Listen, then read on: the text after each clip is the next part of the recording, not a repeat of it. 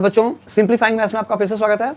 चलो एक कंटिन्यूटी का क्वेश्चन करते हैं। देखो इसमें क्या गिवन है, ये फंक्शन गिवन है x is not equal to 4 और इसकी वैल्यू फंक्शन की वैल्यू क्या है अगर x इक्वल टू 4, तो हमें बताना है कि find the value of k की वैल्यू क्या है अगर ये फंक्शन पहले से ही दिया होगा कि कंटिन्यूस है।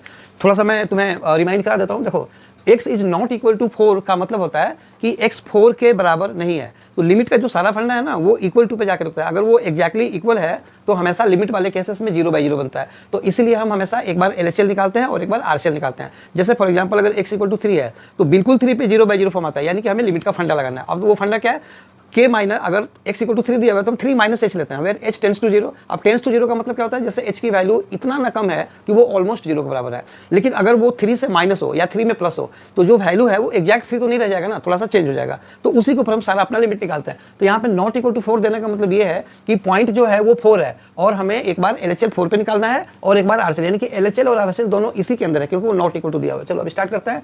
ओके, सो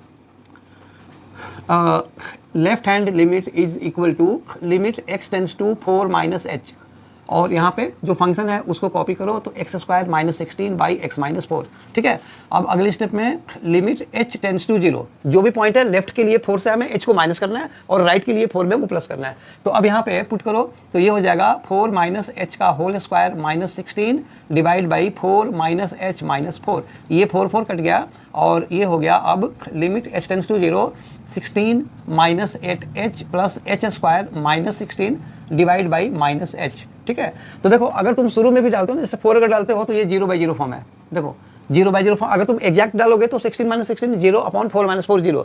तो इसी 0/0 फॉर्म को हटाने का जो फंडा है ना उसे हम बोलते हैं कि ये लिमिट। ठीक है ना, तो ये तुम्हारा अब यहाँ पे देखो 16 कट गया। अब जो आंसर आया हुआ है उसमें से h को तुम कॉमन निकालो, तो 0/0 जब आता है तो क्या हम करते हैं, 0/0 फॉर्म के लिए जो टर्म रेस्पॉन्सिबल होता है हम उसको फैक्टर निकाल के काट देते हैं, या फिर sin theta by theta equal to 1, ये सब जो है फॉर्मूले जब लगाते हैं। ये अलजेब्रिक क्वेश्चन है, तो इसमें हम अगर h को कॉमन निकालें तो देखो ऊपर h माइनस 8 बना और नीचे ये माइनस h बना, तो ये h और ये h कट गया, तो अब हमारे पास माइनस 8 बाई माइनस 1 यानी कि 8 आ गया। ठीक है, since f is continuous at x equal to 4, therefore LHL equal to RHL equal to f of 4।